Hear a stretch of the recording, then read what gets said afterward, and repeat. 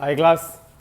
देखो जो आज का जो टॉपिक है हम लोगों का, द टॉपिक इज एरर्स।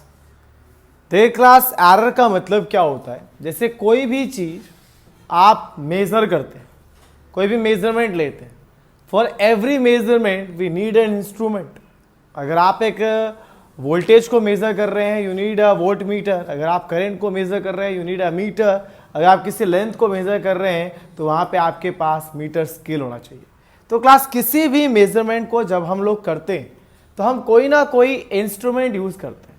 पर इंस्ट्रूमेंट यूज करने का ये मतलब नहीं है कि वो हमेशा आपको एक एक्यूरेट वैल्यू ही दे, जरूरी नहीं है। तो जो ट्रू वैल्यू होता है और जो हमने मेजर किया इंस्ट्रूमेंट से, वो कई बार सेम आते हैं तो कई बार हल्के फुल्के डिफरेंस आते हैं।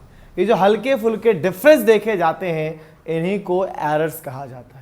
एरर्स का मतलब क्या है बच्चों? एरर्स का मतलब होता है कि जो आपकी ट्रू वैल्यू है,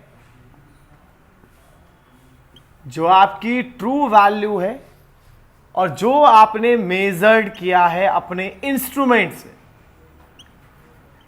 अगर उसमें कोई डिफरेंस है तो आप उसी डिफरेंस को एरर कहते हैं।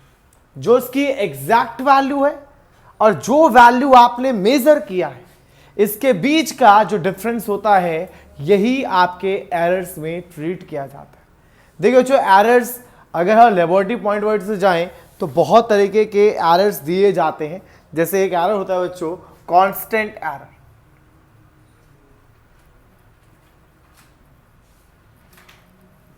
ठीक है, कांस्टेंट एरर क्या रहता है क्लास? देखिए ध्यान से कि अगर मान लीजिए कोई एरर हुआ है और उस एरर की वजह से जितनी ऑब्जर्वेशंस हैं वो बराबर इफेक्ट हुई। मतलब मान लीजिए किसी कंपनी में कुछ एम्प्लॉयज काम करते थे और किसी एक पर्सन से कोई एरर हो गया है और उस एरर के होने से वहां के सभी एम्प्लॉयज को बराबर इंपैक्ट पड़ा। ये नहीं किसी को ज्यादा किसी को कम, बराबर इंपैक्ट पड़ा है। तो अगर मान लो बच्चों को एक ऐसा एरर जो हर एक को बराबर इफेक्ट करता है, हर ऑब्जर्वेशन को बराबर इफेक्ट करता है, उसको हम कहते हैं बच्चों कांस्टेंट एरर। तो कांस्टेंट एरर का मतलब यहां पे इस चीज से बच्चों, वो एरर मैं लिख देता हूं, the error which affect each observation by the same amount। अगर कोई भी एरर हर एक ऑब्जर्वेशन को बराबर इंपैक्ट डालता है तो उसको हम लोग क्या कहते हैं बच्चों? इसको कहा जाता है कांस्टेंट एरर।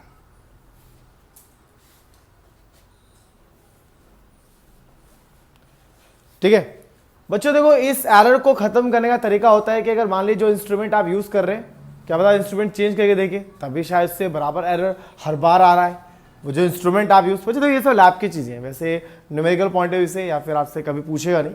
बस ये एक लेबोरेटरी पॉइंट ऑफ व्यू में है कि लैब वगैरह में आपसे टीचर पूछ सकता है कि आपने वो एक्सपेरिमेंट किया तो बताओ भाई कांस्टेंट एरर का मतलब क्या है। कांस्टेंट एरर का मतलब ऐसा एरर जो हर एक चीज को बराबर इंपैक्ट कर रहा होता है, that is called the constant error. दूसरा एरर होता है बच्चों हम लोगों का, that is systematic error.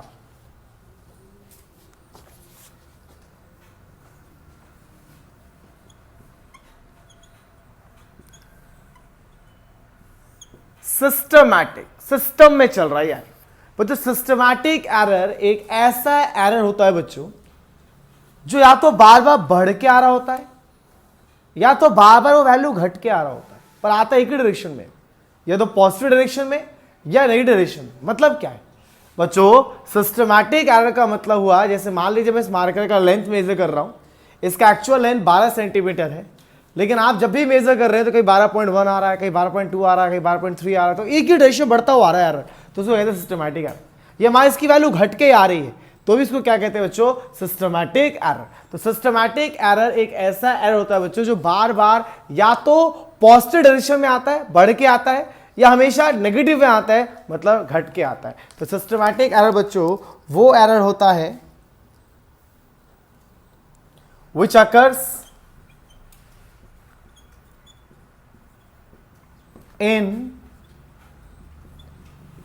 One direction, किसी एक डायरेक्शन में अगर उसका इंपैक्ट पड़ रहा है तो आप उसे सिस्टमैटिक एरर कहते हैं। सिस्टमैटिक एरर तो चार तरीके के होते हैं,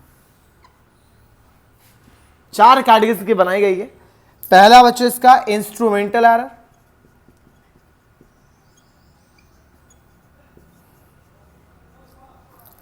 दूसरा बच्चों imperfectional error,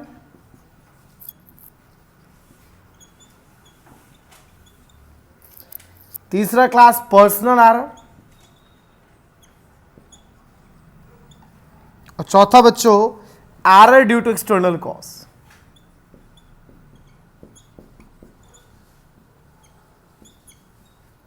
late me explain everything. देखिए क्लास बच्चों, सबसे पहले तो एरर क्या है? एरर है जो इसका एग्जैक्ट आंसर है और जो आपने मेजर किया है उसमें जो गैप आया बच्चों, that is called the error. वो एरर सबसे पहला है बच्चों आपका कांस्टेंट एरर। एक ऐसा एरर जो हर एक को बराबर इंपैक्ट करे उसको कहते हैं बच्चों कांस्टेंट एरर, मतलब एक ही जैसा इंपैक्ट उसका पड़ रहा है। एक होता है सिस्टमैटिक एरर, जो या तो हमेशा बढ़ के आ रहा है या तो जो हमेशा घट के आ रहा है, तो उसको कहा जाता है सिस्टमैटिक एरर, जो कि चार तरीके के। बच्चों सबसे पहला इंस्ट्रूमेंटल एरर, नाम से पता चल रहा है बच्चों कि शायद जो इंस्ट्रूमेंट आप यूज कर रहे हैं वो खराब हो, शायद उसमें कोई डिफेक्ट हो, इसीलिए बार बार वो वैल्यू बढ़ के आ रही है। जैसे बच्चों क्या होता है कि मान लीजिए कि कई लोग अपने घरों में जो वॉचेज होते हैं, घड़ी जो होती है वो लगाते हैं, तो 10 मिनट पहले आगे बढ़ा के रखते हैं, ठीक है। तो बच्चे 10 मिनट जो आगे बढ़ा के रखते हैं बच्चों, तो क्या होता है कि जो भी आप टाइम मेजर करेंगे, जब भी जाके 10 मिनट आगे तो होगा, आप थोड़े दिन में जब भी इसको देखेंगे तो आप अपने माइंड में लेके चलेंगे 10 मिनट ये आगे था तो 10 मिनट पीछे के अकॉर्डिंग आप उसको लेके चलते। तो बच्चों ये होता है इंस्ट्रूमेंटल एरर, कि वो एरर, सोचिए ऐसा कोई इंस्ट्रूमेंट ही हो जो हर बार 2 सेंटीमीटर ज्यादा वैल्यू ही दे रहा हो, तो ऑब्वियस सी बात है एरर तो आता ही रहेगा हमेशा बच्चों। तो इंस्ट्रूमेंटल एरर वो एरर होता है जो एरर इस वजह से आता है कि जो आपने इंस्ट्रूमेंट यूज किया है उसी में कहीं गलती है। एक होता है इम्परफेक्शन। इम्परफेक्शन का मतलब होता है बच्चों कि जैसे मान लीजिए कि आप लैब में गए और लैब में टीचर ने आपसे कहा कि लो बेटा ये आपका वायर है और आप वर्नियर कैलिपर से इसका डायमीटर निकाल के दिखाओ। अब आप बोलेंगे सर वर्नियर कैलिपर तो मुझे यूज ही नहीं करना आता, मैं इतना परफेक्ट थोड़ी ना हूं, गलतियां तो होंगी मुझसे, तो आप मुझे बता दीजिए। शायद टीचर आपको बता दे फिर भी आपसे गलती हो जाए, क्योंकि आप कोई परफेक्ट नहीं है, आप परफेक्ट नहीं है। तो इम्परफेक्शन होता है बच्चों वो एरर जो कि आपके इम्परफेक्शन मतलब आपके जो एक्सपीरियंस ना होने की वजह से आपको आती है, that is called imperfection error. बच्चों किसी भी क्लास में आप जाते हैं तो शुरुआत में कुछ ना कुछ गलतियां करते हैं, जैसे कहते हैं ना 11th क्लास में आप आए बच्चों, तो 11th क्लास में बच्चा सीखता है कि साइंस में हमें कैसे ढलना है, और वो चीज़ें 12th में रिपीट नहीं करता है, क्योंकि उस टाइम पे उसको एक्सपीरियंस हो चुका होता है। आप हमेशा अपने एल्डर ब्रदर से, अपने टीचर से बात करते हैं कि उनको एक्सपीरियंस होता है, वो आपको बताते हैं कि हाँ इस तरीके से हमें प्रोसीड करना चाहिए, क्योंकि वो उस चीज़ को लेके एक एक्सपीरियंस होल्ड करके रखते हैं। तो एक ऐसा एरर जो आपके खुद के इन एक्सपीरियंस से हो, जिसमें आपको खुद को नहीं पता कि कैसे करना है और आपसे वो एरर हो जाता है, तो उसको इम्परफेक्शन एरर में डालते हैं। तीसरा पर्सनल एरर, आपको आता है करना लेकिन आप अपनी वजह से, अपनी गलतियों की वजह से ही वो एरर कर बैठते हैं। बच्चों मान लीजिए कोई मेजरमेंट आप कर रहे हैं और कहा गया है कि इस मेजरमेंट करते वक्त आप स्टैंड पोजीशन में इतने एंगल पे आप उसको मेजर कीजिए, और आप बैठे बैठे ही उसको मेजरमेंट कर रहे हैं, या मान लीजिए किसी वजह से, लेकिन ये एरर आपकी वजह से हुआ है, आपके केयरलेसनेस की वजह से हुआ है बच्चों, उसको कहते हैं personal error. And the last one, जिससे आपकी कोई गलती नहीं, ना आपको एक्सपीरियंस की कोई गलती है ना आपके इंस्ट्रूमेंट की गलती है, लेकिन इस बार क्या है कि एक्सटर्नल कॉज है, बाहरी किसी रीजन से अगर वो एरर हो जाता है तो that is error due to external cause. For example मान लीजिए कि आप कोई मेजरमेंट है, आपको 25 डिग्री सेल्सियस पर ही लेना है केमिस्ट्री लैब में जाके, लेकिन उस दिन दिल्ली में 25 टेम्परेचर है ही नहीं, वो 39 है या मान लीजिए 18 है, तो ऑब्वियस सी बात है कि जब आप वो मेजरमेंट करेंगे तो वो आपको एरर में आएगा ही आएगा। लेकिन यहाँ पे इस बार आपकी गलती नहीं है, ये गलती एक्सटर्नल रीजंस की वजह से हुआ है। तो एरर क्या है बच्चों? एरर का मतलब होता है कि जो उसका एग्जैक्ट वैल्यू है और जो आपने मेजर किया है, जो उसमें डिफरेंस है, दैट इज कॉल्ड एरर। ये एरर कांस्टेंट एरर होता है अगर हर एक को बराबर इंपैक्ट कर रहा है, अगर एक ही डायरेक्शन में बढ़ रहा है, लगातार बढ़ रहा है या घट रहा है, that is called systematic error, जो आपके इंस्ट्रूमेंट के खराब होने की वजह से या आपके इन एक्सपीरियंस की वजह से या बच्चों आपके खुद के केयरलेसनेस की वजह से या फिर किसी बाहरी रीजन से आता है। तो ये चार तरीके के आपके सिस्टमैटिक एरर रहते हैं बच्चों। इसके बाद हमारे दो एरर रह रहे हैं बच्चों। रैंडम एरर, ग्रॉस एरर और एक और है बच्चों लीस्ट काउंट एरर, जो मैं अभी आप लोगों के साथ डिस्कस कर रहा हूं। दो एरर और से आपके पास, random error and least count error. बच्चों रैंडम एरर का मतलब होता है, जैसे मान लीजिए आपने 10th क्लास में लैब में ओम्स लॉ एक्सपेरिमेंट किया, तो जब आप ओम्स लॉ एक्सपेरिमेंट करते हैं तो टीचर आपसे कहता है कि बेटा आपको एक मेजरमेंट नहीं मल्टीपल मेजरमेंट लेने। तो जब आप मल्टीपल मेजरमेंट लेते हैं क्या हर बार एक ही मेजरमेंट आता है? नहीं, वो कभी बढ़ के आता है तो कभी घट के आता है, क्या पता कभी एग्जैक्ट भी आता है। तो बच्चों ये जो वैल्यू बढ़ के आती है घट के आती है, दोनों हर तरीके का। रैंडम मतलब क्या हुआ, कुछ भी आ सकता है भाई। रैंडम कोई स्टूडेंट हमने सेलेक्ट कर लिया तो हमारे माइंड में कुछ नहीं है, रैंडम में किसी को भी उठा सकते हैं। तो रैंडम एरर एक ऐसा एरर होता है बच्चों, जो एरर या तो पॉजिटिव भी हो सकता है, घट के भी आ सकता है और बढ़ के भी आ सकता है, ठीक है। और एक होता है बच्चों लीस्ट काउंट एरर। शायद आपने कभी लीस्ट काउंट के बारे में पढ़ा हो। तो लीस्ट काउंट क्या होता है कि अगर आपके पास एक मीटर स्केल है बच्चों, तो मान लीजिए 1 सेंटीमीटर है, 2 सेंटीमीटर है, तो आपने इसके बीच में 10 ऐसी लाइंस देखी होंगी, देखी होंगी आप लोगों ने। तो जो ये 10 यहाँ डिवीजन है ना, 10 डिवीजन है यहाँ पर, और कितना इसके बीच का डिफरेंस है 1, तो 0.1 इसका लीस्ट काउंट आता है। होता है ना बच्चों, अगर मान लीजिए आपका स्केल यहाँ आके रुकता है तो आप क्या बोलते हैं 1.1 होगा, अगले बार 1.2 होगा। तो ये जो आपका एक लाइन है वो 0.1 इंडिकेट करता है, that is called least count. मान लीजिए किसी का लीस्ट काउंट के बारे में आपको नहीं पता और इस तरीके का आप एरर कर बैठते हैं, तो आप इसको कहते हैं लीस्ट काउंट एरर। एक ऐसा एरर जो कि लीस्ट काउंट के वजह से होता है, that is called the least count error. तो देखिए बच्चों, सिस्टमैटिक एरर और जो आपका रैंडम एरर है, इसमें रैंडम एरर थोड़ा इंपॉर्टेंट आपके इसलिए रह जाता है क्योंकि रैंडम एरर एक ऐसा एरर है जो आपको हर डायरेक्शन में आता है। ये वैल्यू बढ़ के भी आता है और ये वैल्यू घट के भी आता है। और इसी रैंडम एरर्स के हम लोग 3 एरर्स भी निकालते हैं। एक होता है बच्चों एब्सोल्यूट एरर, एक होता है बच्चों रिलेटिव एरर जो भी हम सीखेंगे, और एक होता है बच्चों परसेंटेज एरर, ठीक है। अब मैं आपको ये वैल्यू निकाल के दिखाता हूं किस तरीके से हम एब्सोल्यूट, रिलेटिव और परसेंटेज एरर एक रैंडम एरर के लिए निकालते हैं बच्चों। देखिए, जैसे मान लीजिए आपके एनसीईआरटी का ही एक क्वेश्चन है, मैं आपको एनसीईआरटी क्वेश्चंस के थ्रू ही बता देता हूं, ठीक है। आपके एनसीईआरटी का एक क्वेश्चन है बच्चों, एग्जांपल 2.7 है आपके एनसीईआरटी का ये।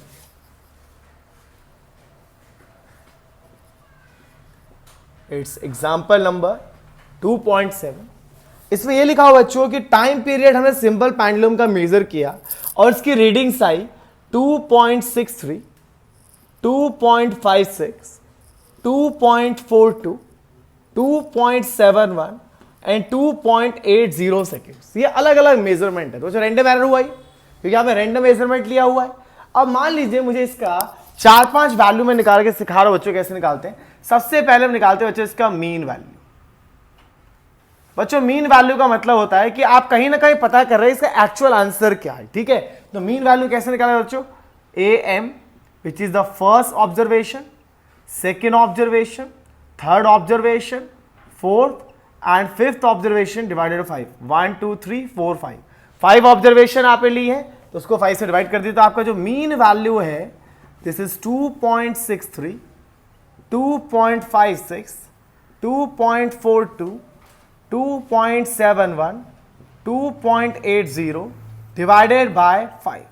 अगर आप इसको सॉल्व करेंगे बच्चों, it comes out to be 2.624।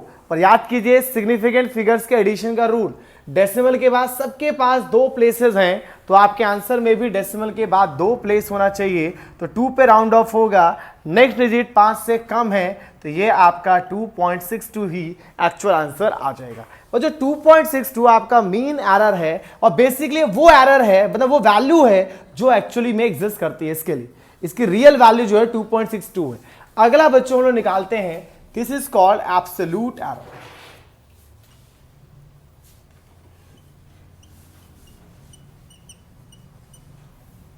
Absolute errors कैसे निकाले थे बच्चों, कि जितना आपका मीन एरर आया है उन सभी को आप इससे मतलब हर एक को इससे माइनस कर दीजिए। मतलब पहला एरर को माइनस कर दीजिए उसके मीन एरर से, it's 2.63 minus 2.62 is comes out two plus 0.01, ठीक है। इससे आपको सारी वैल्यूज को माइनस कर देना है। मतलब दूसरा आप एब्सोल्यूट एरर निकाले, A2 माइनस AM, तो A2 minus AM 2.56 minus 2.62 is comes out to be minus 0.06। आप थर्ड वैल्यू निकाल लीजिए बच्चों, this is A3 minus AM, which is 2.42 minus 2.62 and it comes out to be minus 0.20. सारी values को निकाले बच्चों. Delta A4 which is A4 minus mean value, the A4 is 2.71 minus 2.62 and it comes out to be 0.09 positive value. उसके बाद delta A5, this is fifth observation minus mean value and it comes out to be plus 0.18. ठीक है, तो देखिए बच्चों हमने सबका क्या निकाले, this all are the absolute errors. Absolute का मतलब होता है डेविएशंस. इन सभी को हम क्या कहते हैं क्लास, डेविएशन. डेविएशन मतलब आपका जो एक्चुअल था उसमें से कितना डेविएट हुआ. ये बढ़ के आया, ये घट के आया, फिर ये घट के आया, ये बढ़ के आया, ये इतना बढ़ के आया, तो कितना कितना डेविएशन हुआ, that is called absolute error. अब इन एब्सोल्यूट एरर का बच्चों आप लोग क्या निकालेंगे, इन सभी का निकालेंगे तीसरा चीज and that is delta AM, which is called mean absolute error. ये एक्चुअली में एरर है, कितना आपकी गलती हुई थी, ये आपकी एक्चुअल वैल्यू थी. ठीक है, अब हम निकाल रहे हैं कि इसकी एक्चुअल गलती कितनी हुई है. तो आप कैसे निकालते हैं मीन एब्सोल्यूट एरर को बच्चों, जितनी भी आपकी एब्सोल्यूट वैल्यूज आई हैं उन सभी का मॉडुलो लेते हैं, मॉडुलस लेते हैं. मॉडुलस में क्या किया जाता है बच्चों कि जो आपका नेगेटिव वैल्यू भी है आप उसे भी पॉजिटिव ही ट्रीट करते हैं. जो आपका नेगेटिव आंसर भी आया है आप उसको पॉजिटिव ट्रीट करते हैं. तो जब आप डेल्टा AM निकालेंगे तो is comes out to be 0.01 plus, क्योंकि नेगेटिव को ही हम पॉजिटिव ट्रीट करेंगे, प्लस 0.20 प्लस 0.09 प्लस 0.18 अपॉन में 5 और ये आपका आ जाएगा बच्चों दैट इज 0.11 सेकेंड. मतलब इसका इतना टाइम पीरियड था और इतना आपने गलती की है. ध्यान रखिएगा, ये ट्रू वैल्यू एक तरीके से और ये आपका वो एरर वैल्यू है कि ये इसका एग्जैक्ट वैल्यू था, इतना आपने इसमें एरर किया है. इसलिए जो रिप्रेजेंट करेंगे हम किसी भी एरर को तो ऐसे रिप्रेजेंट करते हैं बच्चों, जो इसका एक्चुअल वैल्यू है कितना था 2.62 प्लस माइनस जितनी आप गलती कर रहे थे. ठीक है, तो एक तरीके से मीन एरर लिखा जाता है और यहाँ मीन एब्सोल्यूट एरर लिखा जाता है. ध्यान रखिएगा, हर एक को लिखा जाता है. ठीक है, ये आपका टाइम पीरियड का है कि इसका एक्चुअल टाइम पीरियड है और ये उतना उसमें हम गलती कर सकते हैं, बढ़ के भी और घट के भी. अब बच्चों इसका निकालते हैं हम रिलेटिव एरर, जिसको डेल्टा ए से डिनोट किया जाता है क्लास. डेल्टा टर्म इस तरह से लिया जाता है, स्मॉल डेल्टा ए. तो ये हो जाएगा आपका delta AM by AM which comes out to be 0.11 by 2.62. ठीक है, and at last that is students percentage error which is this relative error into 100 which comes out to be 0.11 2.62 into 100 and it comes out to be 4%. ठीक है, this is how we calculate these terms. क्या किया बच्चों हमने पहले एक random error लिया. मतलब रैंडम एरर का होता है रैंडम मेजरमेंट. मेरे पास एक इंस्ट्रूमेंट था, मैंने उसमें पूरी की पूरी जितनी भी उसकी वैल्यूज एग्जिस्ट करती थी वो सारी वैल्यूज में तो जो भी मेजरमेंट ली वो सारी लिख दी मैंने. पहले निकाला मीन वैल्यू. मीन मतलब बच्चों होता है कि एक्चुअली कहाँ उसका आंसर एग्जिस्ट करता है, एक्चुअली में कहाँ उसका आंसर एग्जिस्ट करता है वो हम निकालते हैं. वो निकाला मैं 2.62 सेकेंड. मतलब जो पेंडुलम था उसका टाइम पीरियड एक्चुअली में 2.62 सेकेंड था. अब मुझे पता करना है कि हमने इसमें एरर कितना किया. तो 2.62 अगर उसका एग्जैक्ट वैल्यू है तो उसमें डेविएशन कितना कितना हुआ है. पहला ऑब्जर्वेशन इतना डेविएट हुआ, दूसरा इतना डेविएट हुआ, तीसरा इतना डेविएट, माइनस करके निकाल लिया. ये इतना डेविएट हुआ है, इतना पास से अपने डेविएट हुआ है. अब उन डेविएशन का आपने क्या निकाल लिया, मीन. मतलब आपको मीन डेविएशन मतलब मीन गलतियां मिल गई, कितनी गलती आपने की है, इतना आपकी एग्जैक्ट वैल्यू है. तो आप उसके इस फॉर्म में लिखेंगे. तो इसको इससे डिवाइड कर दे आपका आएगा रिलेटिव एरर, 100 से मल्टीप्लाई करते हैं आपका क्या आ जाएगा परसेंटेज एरर. इससे ऐसा भी क्वेश्चन पूछ सकता है कि मान लीजिए मेरा लेंथ है this is 5 plus minus 0.2 metre. तो ये आपका एक्चुअल लेंथ है, ध्यान रखिएगा, और ये उसका गलती है डेल्टा L. आपसे पूछे बताओ भाई रिलेटिव एरर क्या होगा, तो 0.2/5 बाई परसेंट एरर क्या होगा into 100. This upon this is relative error into 100 is percentage error. ये आपका मीन वैल्यू, ये आपका मीन एब्सोल्यूट वैल्यू, इसका ध्यान रखिएगा बच्चों. ठीक है, तो जब भी आपके पास कुछ एरर्स की ऑब्जर्वेशंस दे रखी हो तो आपको सबसे पहले सबको ऐड करके नंबर ऑफ टर्म से डिवाइड कर देना है ताकि आपको इसका मीन वैल्यू मिल जाए, फिर आपको सबका डेविएशन निकाल लेना है, फिर डेविएशन का मीन निकालना है जो आपका एक्चुअल में एक एरर देगा, और वो एरर और उस जो इसकी एग्जैक्ट वैल्यू थी उसको लेके आपको एक रिप्रेजेंटेशन करना है जिससे उस एरर को रिप्रेजेंट किया जाएगा। अब बच्चों मैं आपको बताऊंगा कि इन एरर्स को कैसे ऐड किया जाता है, कैसे सब्ट्रैक्ट किया जाता है, ठीक है। तो फटाफट इन चीजों को आप लोग लिख लें। देख क्लास 2 क्वेश्चन आपको एज अ प्रैक्टिस क्वेश्चन के लिए दिया गया है, आप इन दोनों क्वेश्चन ट्राई कीजिएगा। पहले में आपको लेंथ ऑफ रॉड्स गिवंस है और दूसरे में डायमीटर ऑफ वायर कि क्या इसका रिलेटिव एरर आ रहा है, परसेंटेज आ रहा है, एब्सोल्यूट एरर आ रहा है, मीन एरर आ रहा है, जो भी आपका, इवन उसको रिप्रेजेंट भी करिए आप लोग, ठीक है। तो नेक्स्ट लेक्चर में आपको बताऊंगा कि कैसे हम एरर्स के अंदर अर्थमेटिक ऑपरेशंस करते हैं, एरर्स को ऐड कैसे करते हैं, सबट्रैक्ट कैसे करते हैं, मल्टीप्लाई और डिवाइड कैसे करते हैं बच्चों।